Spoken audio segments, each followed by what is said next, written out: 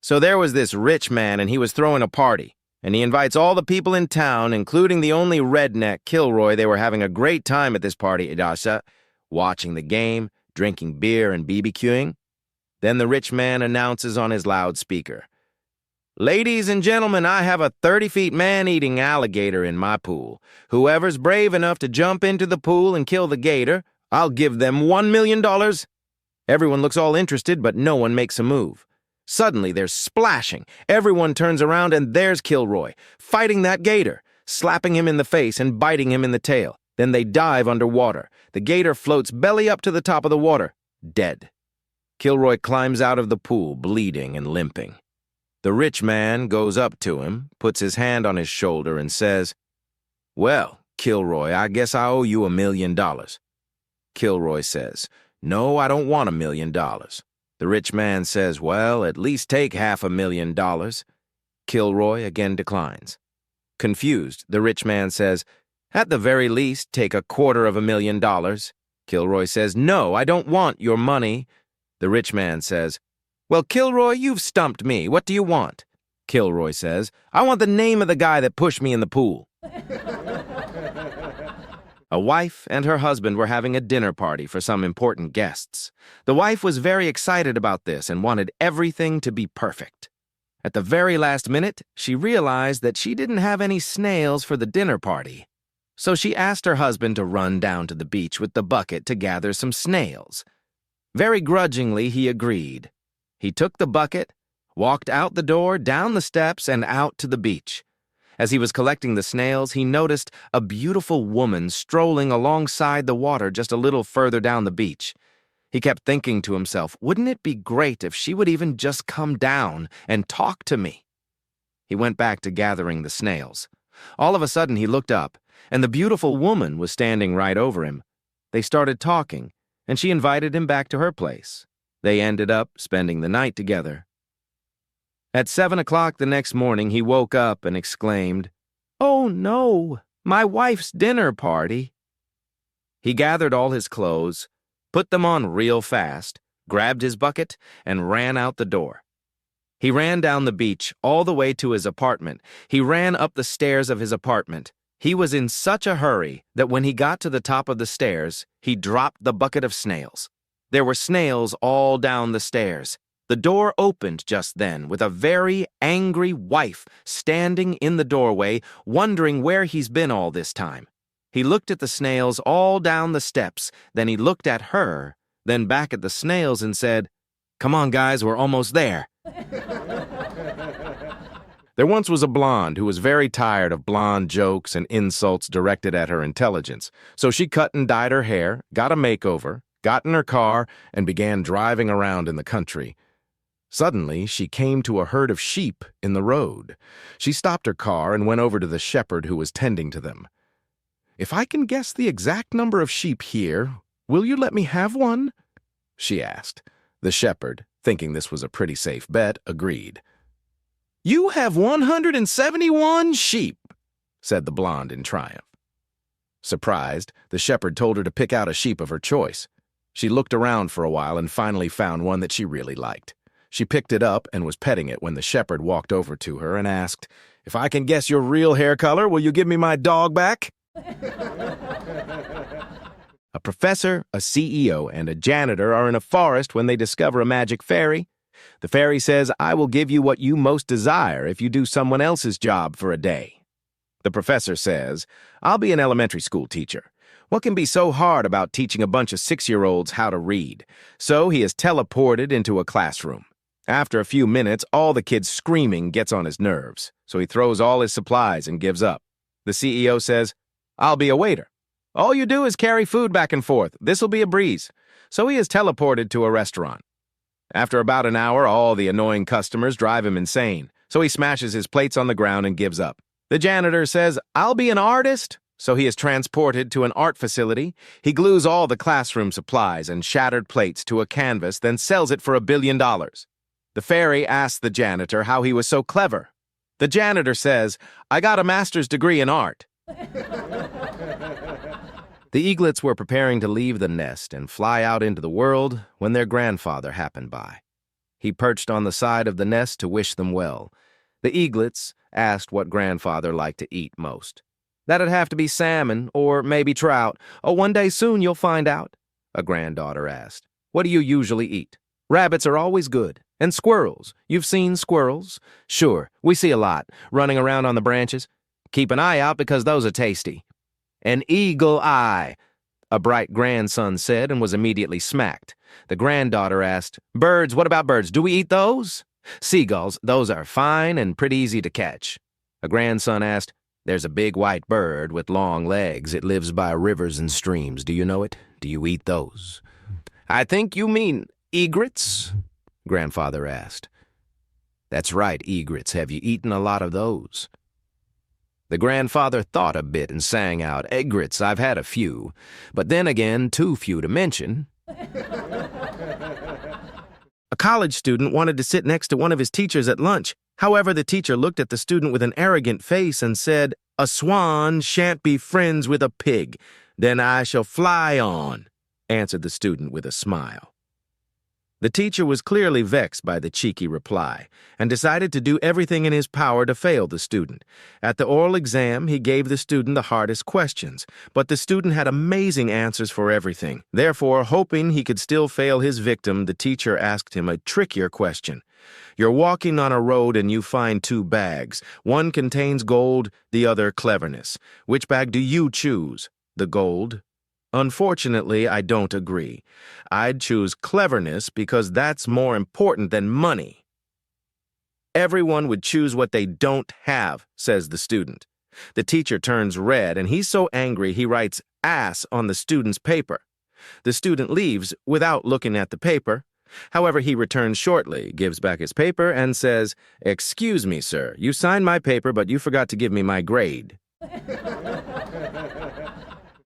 A retired man purchased a home near a high school. He spent the first few weeks of his retirement in peace. Then the new school year began. One afternoon, early into the first semester, 3 loud young boys came down his street, beating merrily on every bin they came across. They then did so the following day and the day after that, until finally the retiree decided it was time to take some action.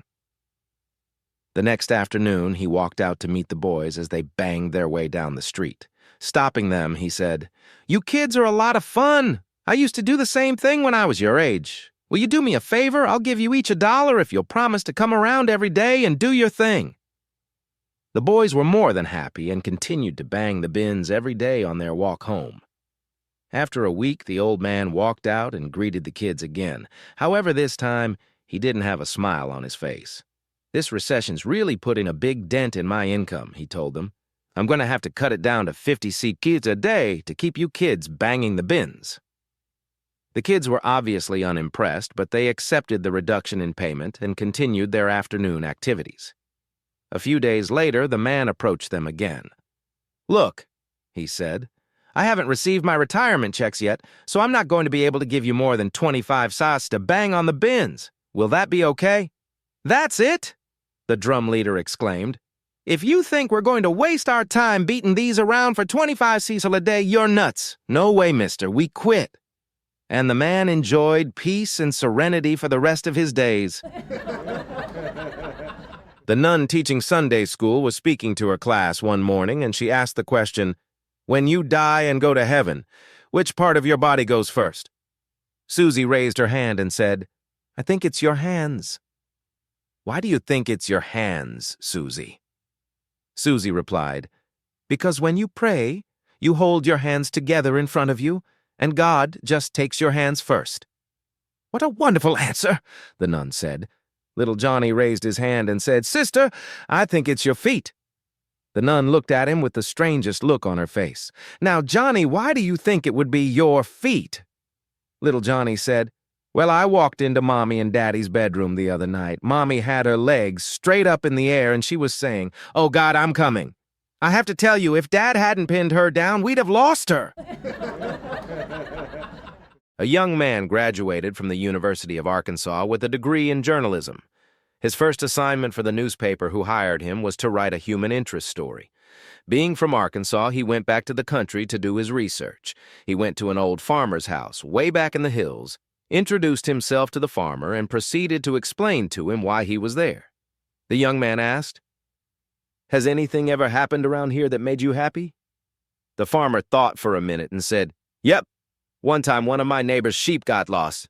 We formed a posse and found it. We all screwed it and took it back home." "I can't print that," the young man exclaimed. "Can you think of anything else that happened that made you or a lot of other people happy?" After another moment, the farmer said, "Yeah, one time my neighbor's daughter, a good-looking girl, got lost. We formed a big posse that time and found her. After we all screwed her, we took her back home." Again, the young man said, "I can't print that either. Has anything ever happened around here that made you sad?" The old farmer dropped his head as if he were ashamed, and after a few seconds looked up timidly at the young man and said, "I got lost once." An elderly couple decides to celebrate their 50th anniversary at the fancy restaurant where they used to go on dates when they were younger. After a few drinks, the husband stands up, looks around the restaurant, and asks his wife with a sly grin, "Do you think we should go behind this place and relive our first time here, maybe against the fences?" With a knowing smile and a nod, his wife agrees. The two of them sneak out the back and into the alley behind the restaurant. Not long after, a bike patrol cop cruises by and hears what sounds like an intense love-making session. The passionate noises echo into the street, and he flashes his headlights onto the couple just as they've finished. Looking confused, the cop asks, "What are you two doing? I've never seen a couple go at it with such passion in all my years on the job." The old man, adjusting his pants and buckling his belt, looks up at the officer and replies, "Well, 50 years ago, this place didn't have electrified fences." Upon arriving home, a husband was met at the door by his sobbing wife. Tearfully, she explained, "It's the pharmacist. He insulted me terribly this morning on the phone." Immediately, the husband drove downtown to confront the pharmacist and demand an apology. Before he could say more than a few words, the pharmacist said, "Now, just a minute. Please listen to my side of it. This morning, the alarm failed to go off, so I was late getting up. I went without breakfast and hurried out to the car, only to realize I'd locked both the house and car keys inside. I had to break a window to get to my keys. Then, driving a little too fast, I got a speeding ticket. Later, about 3 blocks from the store, I had a flat tire. When I finally made it to the store, there were a bunch of people waiting for me to open. I opened the store and started to serve them, but the phone kept ringing off the hook. I had to break a roll of nickels to make change, and when they spilled all over the floor, I had to get down on my hands and knees to pick them up. All the while, the phone kept ringing. When I stood up, I cracked my head on the open cash drawer, which made me stagger back into a perfume display case. All the bottles fell and broke. Meanwhile, the phone was still ringing nonstop. Finally, I answered it. It was your wife. She wanted to know how to use a rectal thermometer, and, honest mister, all I did was tell her. A scruffy-looking guy goes into a bar and orders a drink. The bartender says, "No way. I don't think you can pay for it." The guy says, "You're right. I don't have any money, but if I show you something you haven't seen before, will you give me a drink?" The bartender says, "Only if what you show me isn't risque." "Deal," says the guy, and reaches into his coat pocket and pulls out a hamster. He puts the hamster on the bar, and it runs to the end of the bar, climbs down the bar, runs across the room, up the piano, jumps on the keyboard, and starts playing a tune. And the hamster is really good. The bartender says, "You're right. I've never seen anything like that before. That hamster is truly good on the piano." The guy downs the drink and asks the bartender for another. "Money or another miracle, or else no drink," says the bartender. The guy reaches into his coat again and pulls out a frog. He puts the frog on the bar, and the frog starts to sing.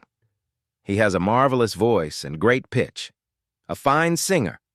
A stranger from the other end of the bar runs over to the guy and offers him $300 for the frog. The guy says, "It's a deal."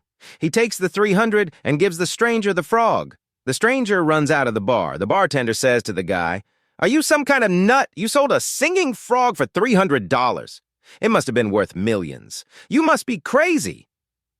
"Not so," says the guy. "The hamster is also a ventriloquist." A tractor salesman is having a drink in the local bar and is really down in the mouth. His friend John, a local farmer, comes in, spots him, and asks, "Why are you so glum, Billy?" "Well, I am in trouble. If I don't sell another tractor soon, I will have to close the business." "That's bad news, Billy, but I have troubles as well." "Really?" Billy inquires. "Well, you know that bad-tempered cow, Bessie, we have.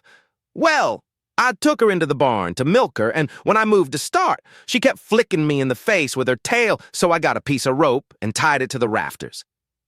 I started to try and milk her again, and she started kicking out at me, so I took another piece of rope, and I tied her left back leg up to the left pen fence and started to try and milk her again. Well, she started to kick out with her right back leg. I had no rope, so I took off my belt and strapped her right back leg to the right pen fence. Well, without a belt, my pants fell down. So if you can convince my wife I was milking Bessie, I will buy one of your tractors." Brother John entered the monastery of silence, and the abbot said, "Brother, this is a silent monastery. You are welcome here as long as you like, but you may not speak until I direct you to do so." Brother John lived in the monastery for 5 years before the abbot said to him, "Brother John, you have been here 5 years now. You may speak 2 words." Brother John said, "Hard bed." "I'm sorry to hear that," the abbot said. "We'll get you a better bed." After another 5 years, Brother John was called by the abbot. "You may say another 2 words, Brother John." "Cold food," said Brother John, and the abbot assured him that the food would be better in the future. On his 15th anniversary at the monastery, the abbot again calls Brother John into his office. "2 words you may say today." "I quit," said Brother John. "It is probably best. You've done nothing but complain since you got here." "My sister asked me to take off her clothes, so I took off her shirt. Then she said, 'Take off my skirt.' I took off her skirt. 'Take off my shoes.' I took off her shoes. 'Now take off my bra and panties.' And so I took them off. Then she looked at me and said, 'I don't want to catch you wearing my things ever again.'" 3 inmates at the insane asylum gather around the lunch table to plot how they can break out and regain their freedom. Rudy, the longest-standing resident, explains they should all meet along the southern wall at precisely midnight, whereupon he will use his recently illegally acquired hospital-issue flashlight to vault them over the wall. Then it's a short walk across the border into Mexico. Upon hearing the plan, Donald pushes his lunch tray away, saying he can't wait to gorge on nachos, tacos, and burritos before filling up with the finest churros that money can buy. Big Steve, the self-proclaimed brains of the outfit, says before he can commit, he needs to know how Rudy intends to use the flashlight to get them over the wall. "Simple," Rudy explains, wiping a dye-stained bead of sweat off his brow. "Donald has the strongest hands. He can hold the flashlight and aim the light beam at the top of the wall. Steve, you and I will walk up the beam one at a time and perch on top of the wall. Donald, you then throw up the flashlight, and Steve will aim the beam back down toward you so you can walk up. Then we just do the opposite on the other side and slide down the beam to freedom." Upon hearing this plan, Stephen can barely contain his excitement. He reminds Rudy to make sure there are fresh batteries, and he should triple-check the contacts to make sure nothing fails. Donald, on the other hand, shakes his head furiously, leans in toward Rudy, and whispers aggressively, "Look at this wise guy. What do you think, I am stupid or something? How do I know Steve won't turn the flashlight off when I'm only halfway up?" A cannibal is teaching his son how to hunt. Hiding on top of a tree by a busy trail, the father and son are sizing up their potential meals. The son was always eager to jump whenever someone walked by, but always the patient father held him back for various reasons. Too many people in a group, too strong a target, too risky, etc. Finally, a thin, frail old lady walked by alone, wobbling on her cane, ready for the picking. Excited for his first successful hunt, the son was ready to throw his spear when his dad stopped him. "Patience, son, look at her. All sinew and bones, it won't make any meal for us and your mother," said the father, barely looking up from his perch. Shortly after, a lone plump woman appeared, barely able to drag her weight along. "How about this, Dad? She would feed us for weeks." "Chirp," said the young cannibal as he readied his spear, but again the father stopped him. "No, son, the fats from her would be too unhealthy for us. We would die if we ate her." explained the dad. Finally, a stunning young lady appears, sashaying down the trail. The father straightened his posture, eyes lit up. The son, sensing his father's readiness, brandished his spear and said, "All right, Dad, she's perfect. Not too thin or fat. Let's eat her." But again, his dad stopped him. "No, we capture her alive. We're eating your mom instead." Farmer Steve decided his injuries from the accident were serious enough to take the trucking company responsible for the accident to court. In court, the trucking company's fancy lawyer interrogated Farmer Steve. "Didn't you say at the scene of the accident, 'I'm fine'?" asked the lawyer. Farmer Steve responded, "Well, I'll tell you what happened. I just loaded my favorite mule, Susie, into the—" "Fine. I didn't ask for any details," the lawyer interrupted. "Just answer the question. Did you not say at the scene of the accident, 'I'm fine'?" Farmer Steve said, "Well, I had just got Susie into the trailer and I was driving down the road." The lawyer interrupted again and said, "Judge, I'm trying to establish the fact that at the scene of the accident, this man told the highway patrolman on the scene that he was fine. Now, several weeks after the accident, he is trying to sue my client. I believe he is a fraud. Please tell him to simply answer the question." By this time, the judge was fairly interested in Farmer Steve's answer and said to the lawyer, "I'd like to hear what he has to say." Farmer Steve thanked the judge and proceeded. "Well, as I was saying, I had just loaded Susie into the trailer and was driving her down the highway when this huge semi-truck and trailer ran the stop sign and smacked my truck right in the side. I was thrown into one ditch, and Susie was thrown into the other. I was hurting real bad and didn't want to move. However, I could hear old Susie moaning and groaning. I knew she was in terrible shape just by her groans. Shortly after the accident, a highway patrolman came on the scene. He could hear Susie moaning and groaning, so he went over to her. After he looked at her, he took out his gun and shot her between the eyes. Then the patrolman came across the road with his gun in his hand and looked at me. He said, 'Your mule was in such bad shape I had to shoot her. How are you feeling?' There was a lad named John who was dealt a bad hand since he was born. He was an orphan who was brought up in a for-profit orphanage, leading him to suffer mental trauma, among other issues. After turning 16, he was kicked out of the orphanage with no support whatsoever. Not knowing what to do, he resorted to a life of crime to keep him off the streets, and for a while he was quite successful. This was because he was stealthy, very much so. He would walk around barefoot in order to not make a sound, putting on his shoes after committing his crimes.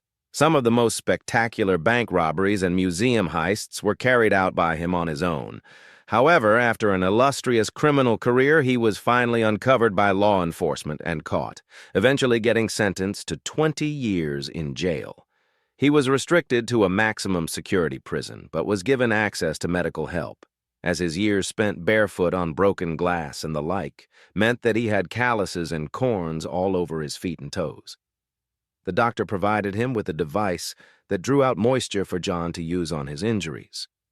John immediately loved the device, and a daily activity for him was to use it on the gigantic corns on his toes, seeing that leisurely activities were severely restricted on the account that it was a maximum security prison. However, John quickly noticed that the prison's power supply cut off in the middle of the night during lights out, after which he could not use his electrically powered dryer. The next morning, he complained to the jail warden. The jail warden, upon hearing this, decided to hook the dryer up to a gigantic battery pack that would be more than enough to last John through the week. John was elated. Soon, night fell, and the power was out. John wanted to use his dryer, but quickly realized that he couldn't see clearly due to the darkness of the cell. He quickly found the electrical wiring system and, having tinkered with appliances during his stint as a criminal, hooked up his device to the mains. The lights in his cell lit up, catching the attention of the prison warden. The prison warden asked John how he did it, to which John promptly replied, "My toe corn dryer is the powerhouse of the cell." A man boards a plane, finds his seat, and settles in. As he's getting comfortable, he notices the most beautiful woman he's ever seen walking down the aisle. To his surprise, she heads straight for his row and sits right next to him. Eager to start a conversation, he nervously asks, "Business trip or pleasure?" She smiles and replies, "Business. I'm attending the annual Nymphomaniacs of America convention in Boston." The man nearly chokes. The most stunning woman he's ever seen, and she's heading to a Nymphomaniacs convention? Struggling to keep his cool, he asks, "What's your role at the convention?" "I'm a lecturer," she says. "I use my personal experiences to debunk myths about sexuality." "Really?" he asks, intrigued. "What kind of myths?" She leans in. "Well, one myth is that African American men are the most well-endowed, but actually, it's Native American men. Another myth is that Frenchmen are the best lovers, but it's actually Mexican men who top the charts. And as for stamina, it's the Southern rednecks who really take the cake." The woman suddenly blushes, feeling a little embarrassed. "I'm sorry," she says. "I shouldn't be talking to you about this. I don't even know your name." He grins. "Tonto." "Tonto?" she asks, confused. "Yep, Tonto Gonzalez, but my friends call me Bubba." Jay Leno went into the audience to find the most embarrassing first date story, and the winner definitely had a tale for the ages. She began, "It was midwinter, snowing and freezing cold when her date took her skiing in the mountains outside Salt Lake City. It was just a day trip, no overnight, since they were strangers. The day went fine until they were headed home late in the afternoon. The woman began feeling the consequences of that extra latte, realizing she wouldn't make it to the nearest restroom, an hour away in the middle of nowhere. Her date suggested she hold it, but eventually she had no choice but to ask him to stop so she could go by the side of the road. They pulled over, and she quickly scrambled out of the car, yanked her pants down, and squatted beside the vehicle for balance, using the rear fender to steady herself. Her date was a gentleman, standing to watch for traffic, giving her some privacy. She finally finished and went to pull up her pants, only to find her butt was stuck to the cold fender. Horrified, she realized she was quite literally frozen in place. She called out to him that she was freezing her butt off and needed help. He rushed around to her side, but as soon as he saw her predicament, he burst out laughing. She couldn't help but join in, but soon the situation became clear. It would take something hot to unstick her. After a moment of silence, he realized there was only one thing to do. He unzipped his pants and peed on the car fender to melt the ice. The audience went wild with laughter. Jay Leno's comment, "This gives a whole new meaning to being weeded off." And with that, she won the Tonight Show prize, or as she put it, pants down. You've probably heard of the U.S. Army's best-kept secret, Area 51 in Nevada, where top-secret operations take place. One late afternoon, the Air Force spotted a Cessna landing right at the base. Surprised, they quickly seized the pilot and dragged him into an interrogation room. The pilot nervously explained, "I took off from Vegas, got lost, and spotted the base just as I was about to run out of fuel." The Air Force launched a full FBI background check on him and held him overnight. By morning, they were convinced he was just a lost civilian and not a spy. After refueling his plane and giving him a terrifying "you did not see anything" briefing, complete with threats of life imprisonment, they pointed him in the direction of Vegas and sent him on his way. The very next day, to their utter disbelief, the same Cessna appeared again. This time, though, there were two people on board, the pilot and an angry-looking woman. The pilot jumped out and said, "I know I shouldn't be here again, and you can do whatever you want to me, but please, will you tell my wife that I really did spend the night in Area 51? A young doctor had recently moved to a small town to replace a retiring physician. The older doctor suggested the young man accompany him on his rounds so the community could get to know their new doctor. At the first house, a woman complains, "I've been feeling a bit sick to my stomach." The older doctor says, "You've probably been overdoing the fresh fruit. Why don't you cut back and see if that helps?" As they leave, the younger doctor asks, "You didn't even examine her. How did you come to that diagnosis so quickly?" The older doctor smiles and explains, "I didn't need to examine her. Did you notice I dropped my stethoscope on the floor? When I bent down to pick it up, I saw a half-dozen banana peels in the waste bin. I figured that was the cause of her upset stomach." The younger doctor is impressed and says, That's clever. I'll try something similar at the next house. At the next stop, a younger woman complains, "I've been feeling terribly run down lately." "You're probably doing too much for the church," the younger doctor says. "Maybe you should cut back on your duties and see if that helps." As they leave, the older doctor asks, "I know that woman well. Your diagnosis seems spot on. But how did you come to it?" The younger doctor replies, "I did what you did at the last house. I dropped my stethoscope, and when I bent down to pick it up, I noticed the vicar under the bed."